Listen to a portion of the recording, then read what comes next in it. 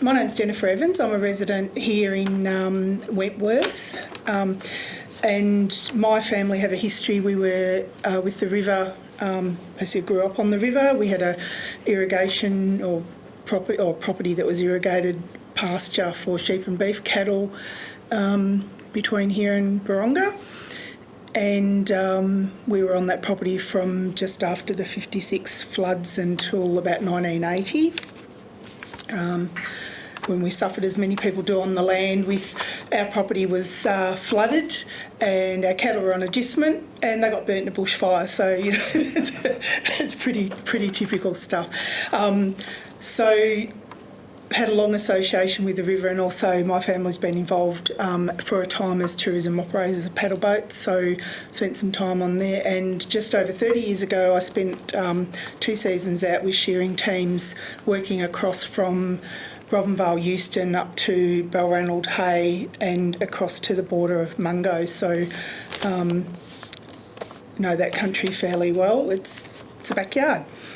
I've been concerned about the health of the rivers for a long time, and believe the dire outcome of the current drought is just a reflection of the policies that's been made for specific lobby groups over a long period of time across all states. Just on reflection, I've heard Niall Blair, the New South Wales Water Minister, speak a number of times, and something that he's repeated on a very regular basis is that letting water run down the river is not productive. Now, the first time I heard that, it didn't really resonate. When I heard him repeat it again and again, I started to think, what do you mean not productive? And how can you say that water being let run down a river is not productive? Who's asking him to say that? I just found that as a person who loves the rivers, I just found that extremely offensive, I think it's just a reflection that water needs to have its own portfolio. It shouldn't be rolled into into an area. Primary industries and stuff, because obviously there's a conflict of interest there, and that when there's a conflict of interest, it's whoever's got the deepest pockets wins. So I'm just going to raise 3 main issues, I think, and I think it's across the whole Murray-Darling Basin. It's an issue. I think the commoditisation of water and the creation of water markets. It's a finite resource and it's being treated as if it's infinite, and we know it's not. We're seeing the result of that now. We don't have any water there. And it's also commoditisation of water serves corporates. It does not serve family farmers. We all know now, the mines and the corporates are buying water because they can afford to do it. And family farmers are forced to sell water because that's the only thing they've got left. And then they don't have any production on their properties, and that allows the corporates to come in and snap more and more of them up. And I think that's also played a large part in the rural towns dying off, where we might have had, 5, 6, 7, 8, 9, 10 family farms, and what that means in terms of people who are part of the community and work with each other for the communities. There's now one big corporate. They've got no interest in supporting local towns. Money goes out of the area. They're coming using all the resources and they disappear with it. And if the water dries up here, they'll just move their business elsewhere.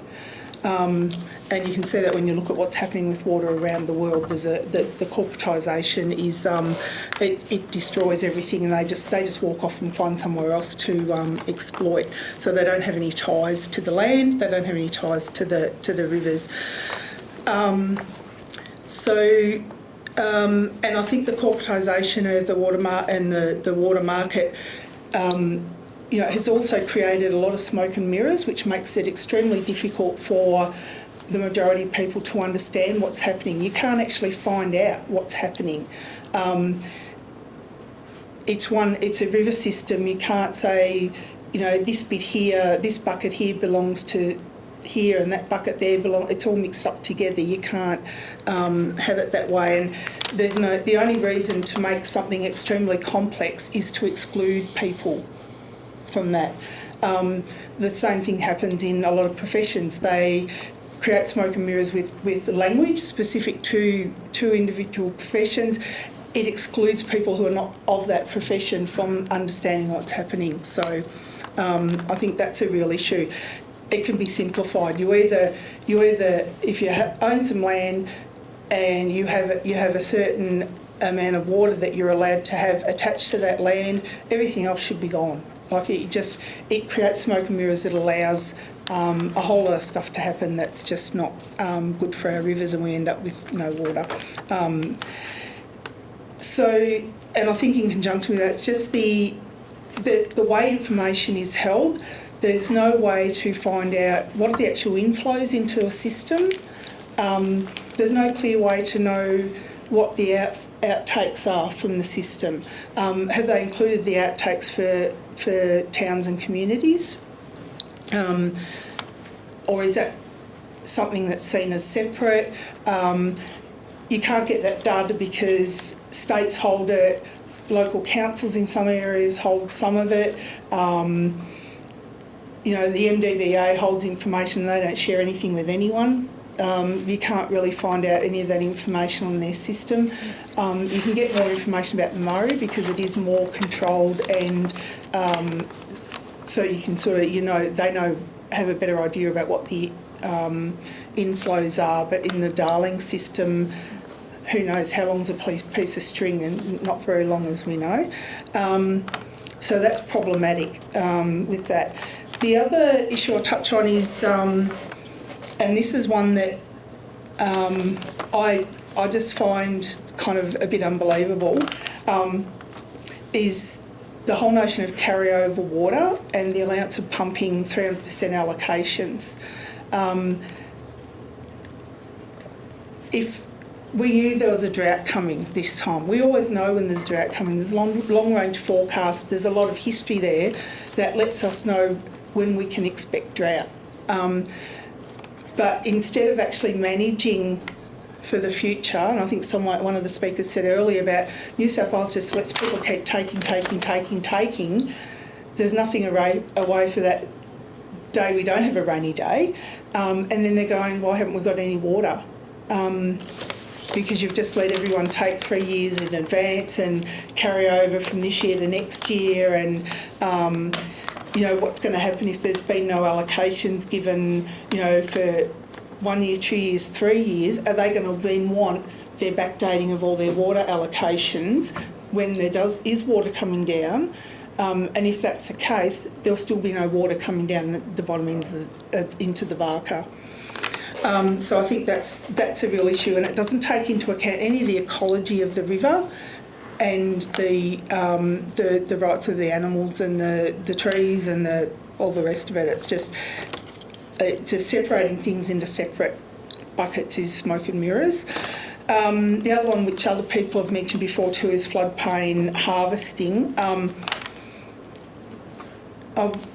In my nearly 60 years of life, I've been over the Hay Plains too many times to count in various forms right from a kid, and used to be able to, there was nothing as far as the eye could see out on those plains. They've always been dry, they've been traditionally dry, and people understood that. People who live in the bush understood that they were dry. You go across there now, there's huge levee banks, there's channels, New South Wales refers to some minor on-farm improvements when what they are is massive levee banks and earthworks, and instead of having what used to be a dam on a rural property, which was to feed, to water stock, there's now dams that stretch 4 kilometres. That is not minor on-farm improvement. That is massive construction and earthworks, and it has to be stopped. That is just... I just find it unacceptable. If I was to start building a wall in my front yard of my house here in Wentworth, I'm going to get told to pull it down. So how can those corporates do that out there in our bush?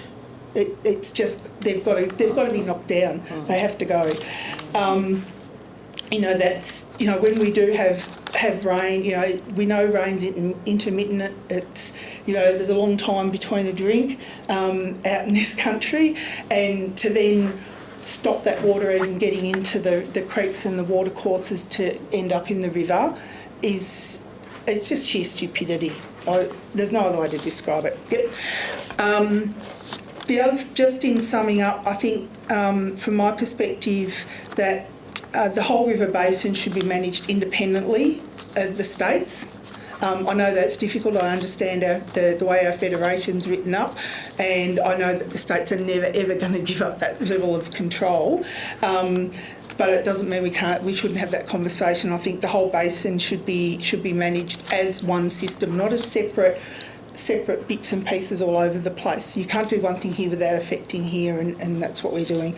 And I also think that if we don't start to support Mother Nature, she will just take us out of the picture.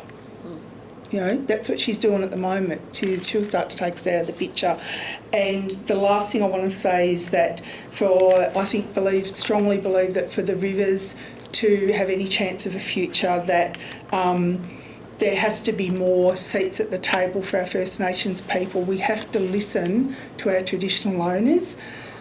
They are the ones that have the knowledge of these systems and how they're linked and the importance of keeping them linked. And if we don't put our First Nations people at the table, we're going to be in the same situation. We won't ever have water down the river. So thank you. Thank you, Jen. Don't go away. Thank you.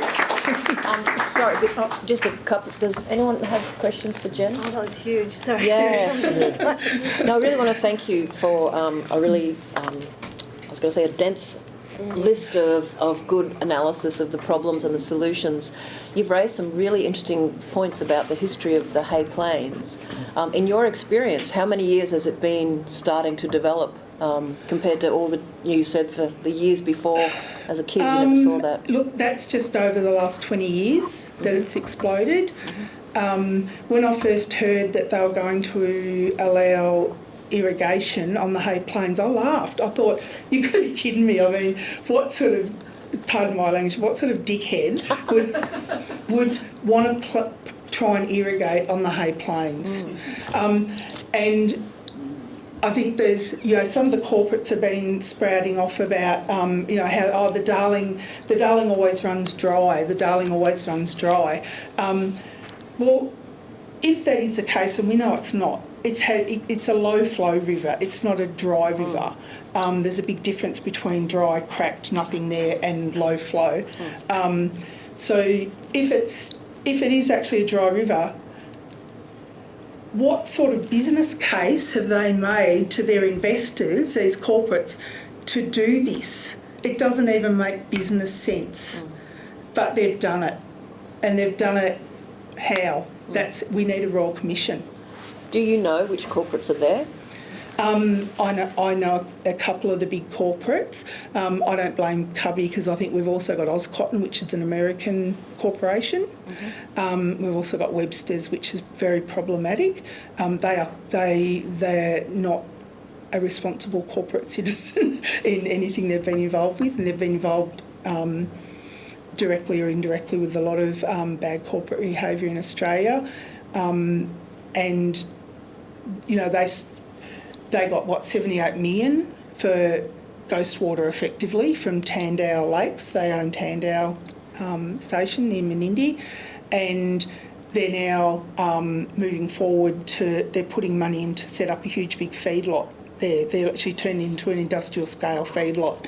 Where's that water going to come from? Where are they getting? They've obviously been left with water somewhere to do that. That's a huge industrial scale feedlot there is not appropriate either, because We've heard actually quite a lot about the difference in the regulatory regime between Victoria and New South Wales. In your experience, do you feel that there's a difference between how well things are regulated in New South Wales? I don't think there's any regulation in New South Wales. That's what we've heard. I think it's just cowboy city. Whatever, we'll support you to do whatever you want to do, and that's, I think that's what's happening. there's been good regulation in Victoria, but I'm more so concerned for the river, as other people have said, the almond plantations and stuff there, they've been put in without having a permanent water right. Now, what business goes to that expense to put in that industrial size plantings if they've not been promised water? That's, to me, there needs to be a full federal crime corruption commission. It needs to have wide-ranging powers. I think there's an awful lot of people that should be in jail, quite frankly, because they're supporting the death of the rivers. And what we're hearing is there seems to be no limit on granting water licences. No, how do you? We don't know how many buckets are coming into the system, and yet. Like I keep saying, we don't know if there's 1 bucket or 2 buckets that come into the system on average. There's no real clear data. You can't find it. Well, I can't find it, and I'm pretty good on the research. I've done a lot of research in my time. And yet they're just saying to people, you can have water, you can have water, you can have water, and if we don't give it to you this year, we'll give you a couple of buckets next year. And everyone says, well, I've got a right to the water that I've purchased. And legally, yes, they do. But they've been sold the emperor's new clothes. It doesn't exist in the first place. And I don't think people have quite realised that yet. Yeah. So I do feel sorry for not the corporates, but the family farms that have gone into growing cotton because I thought, well, I've got to, the corporates are doing it, I'm going to do it too. They've offered me good money to do it. But they've been sold something that we don't even know if it exists, and I don't think it does. Yeah. Wow. Yeah. Are there any other questions? I just wanted to quickly ask, you mentioned about a few times you spoke about the way information is held and that it's hard to access any information. When you've been thinking about some of these issues and you've been out travelling around speaking to people, have you come across any sort of practical examples of how that could be different, how information could be stored locally? Or I think that's where I come back to. There has to be one body responsible for the river without multitudes of interference, so that there is one source of information. From state to state, they have all different types of water allocation and licensing and stuff, which is just, as I said, they've created all their smoke and mirrors, so no one... it's even hard to know what to look for in research to start to make sense of, well, how much water is actually being taken. They don't know. So they don't know, so we can't. Connected to Manny's question then, are there any other states in Australia that have a public register of this water allocation? Is there anywhere in Australia that's doing a good job of showing what's happening with the water system? I don't think anyone manages water very well in Australia. Yeah. I don't... The information issue has come up many times, that people just can't find what's happening. You cannot find it. And I've searched through, the state water... things. I've looked at, local council information about their water allocation for town supplies, things like that. I've looked federally, MDDA provides nothing, which they should be the keeper of the data. And if they have it, they certainly don't make it public. And the only thing that makes me think is, well, if they have the data and they're not making it public, they're hiding it because they know we're all right, that it is being mismanaged, it is over-allocated.